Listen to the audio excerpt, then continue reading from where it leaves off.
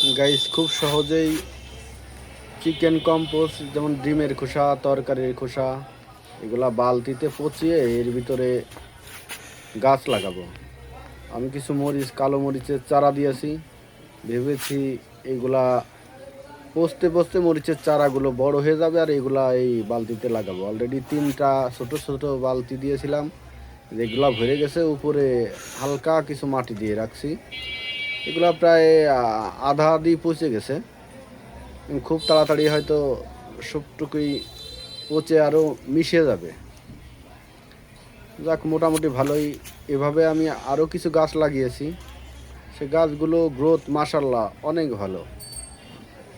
এভাবে খুব সহজেই